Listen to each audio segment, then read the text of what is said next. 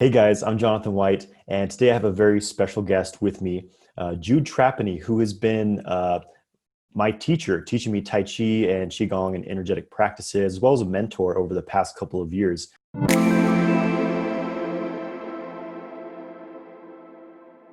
So, first I just want to tell you the story of how I met Jude. It was back in fall of 2018, and I was in a park doing my morning Qigong practice as I did every day. And it was kind of funny because at this time in my life, I was feeling a bit stuck in certain areas of my practice, and I was kind of calling out to the universe, like, "Hey, will you send me a teacher?" And then within a couple weeks, so I'm in the park doing my practice, and this guy comes up to me. He's like, "Oh, you doing some Qigong there?"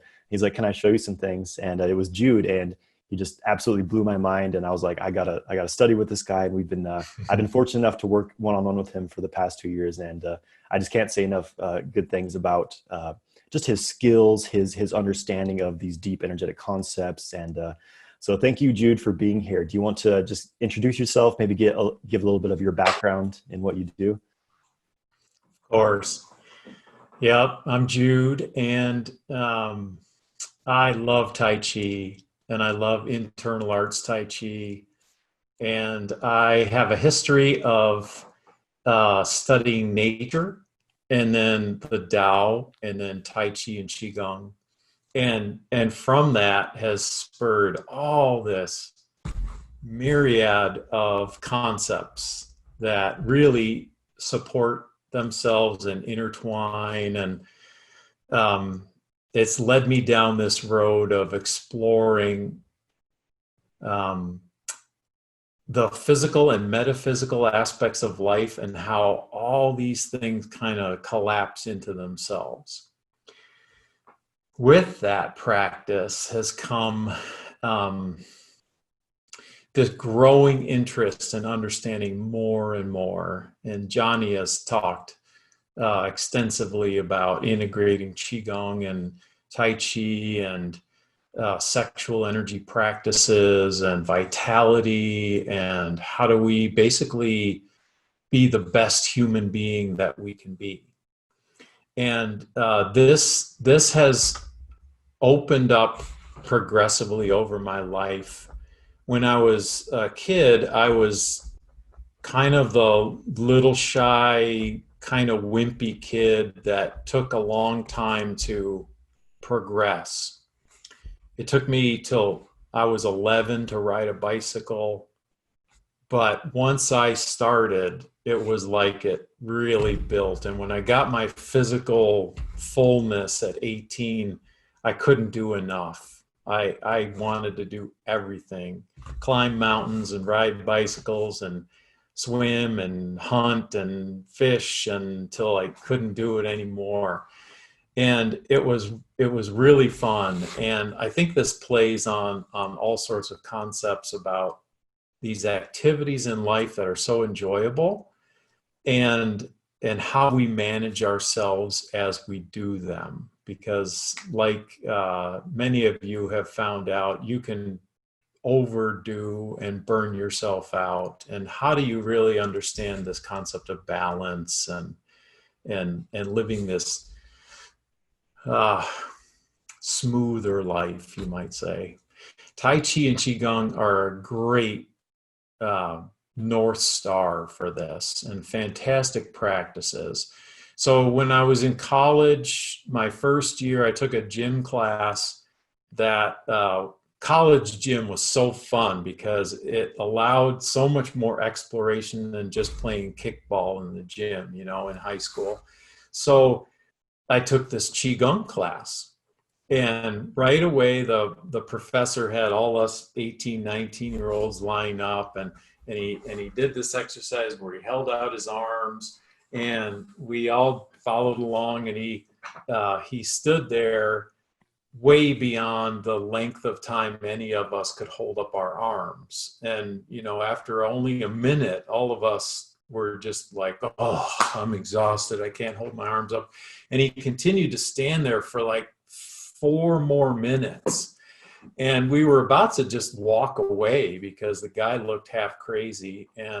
But it dawned on me that there is more to this story about how we move our physical bodies than meets my understanding.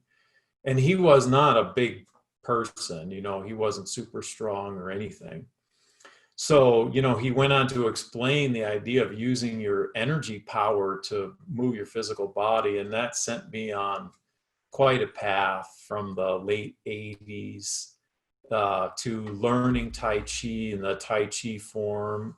The Chang Men Ching Yang style form is what I started out learning. And I just couldn't learn it fast enough. I wanted to really understand the idiosyncrasies of the form, but I missed the internal arts aspect. And I practiced on my own for quite a while. I moved around a little bit in the Intermountain West, and I settled in a little town in Idaho. And people wanted me to teach Tai Chi, and I didn't consider myself capable. I wasn't qualified, but I knew way more than they did. So I just started, and it got me on the path like Johnny was talking about looking for a teacher.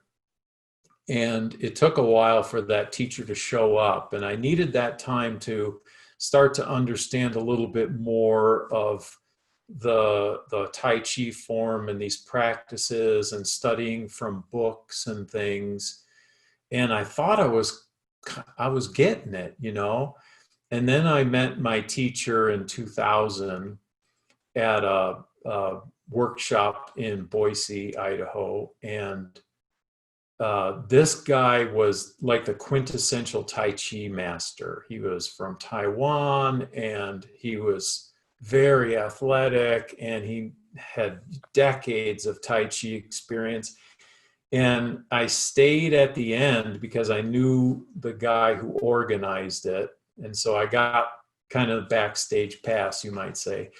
And I watched Master Wong work with a student that was this 6'3" big guy, and he just literally bounced him across the room without really pushing him at all. And it was just like a Satori experience. You know, I thought, oh my gosh, the stuff that I've read about, this guy can do. I want to study with this guy. And so it sent me on this journey of trying to understand this internal arts Tai Chi. And it took me a while to really, it took me a couple decades really to get this new layer of the onion of the internal arts. And what's interesting to me, it's unique about me, is this real solid foundation of nature. So when I was growing up, I wanted to become a natural resource person. And so I went to college and became a fish biologist, and I entered into a career, and I was very enthusiastic. And I learned all about the natural world. And I realized that the Taoist philosophies of nature and the integration of Tai Chi and Qigong, I really started to understand. And that's been my journey, is to really merge this concept of the natural world and Tai Chi and Qigong. And then in the past decade, especially the past 5 years, I've made like another leap into integrating what I would call like higher consciousness or spiritual development, the Shen aspect of Tai Chi and Qigong. You know, it's like another magnitude understanding from the physical and the activity, and understanding our bodies and how they function, into the energy realm, and then beyond that into a much greater view of ourselves and connection with who we really are, that's often mostly invisible to most of us. Awesome. Thank you for sharing. So I want to ask you, what is your definition of Tai Chi? Like, what exactly is Tai Chi? Because I feel like it's a fairly common known practice, but it's not a very commonly understood practice. I think when people hear the word Tai Chi, they either imagine, a bunch of old people in a park kind of moving in slow motion. I was watching a comedian with my partner the other day, and he says, Tai Chi is exercise for people who are too old to do exercise. And so I think there's kind of a misunderstanding about what Tai Chi really is, or some people think it's this exaggerated martial art, where people are using the force to send each other flying across the room. So you just want to kind of give your own experience, your own definition of what exactly the Tai Chi practice is. Yeah, that's a great question. It's simple and complex at the same time.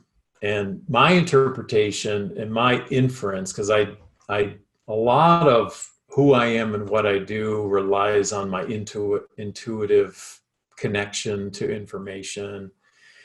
And I go back in time and I picture the first people that started to practice quote unquote Tai Chi. And it seemed like it's to me, it's obvious that there was this martial art aspect to things. And there's lots of people over the decades that have practiced and throughout a long time, thousands of years, practicing martial arts because they liked it or they had to. The world in the past has been kind of a rough place, and martial arts was in Asia was really important, but throughout the world, and so there were people who were looking for a little bit more.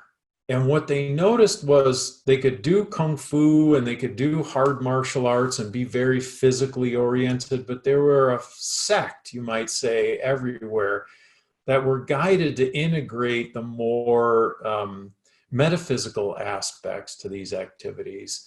And from my own personal experience, because I practiced lots of kung fu and hard martial arts, and that Tai Chi, if you slow it down, it's kind of like meditation.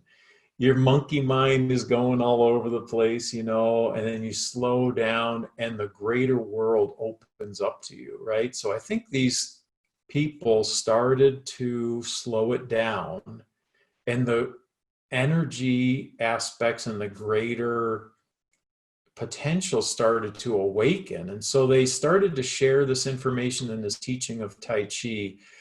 And Tai Chi is this choreographed set of movements.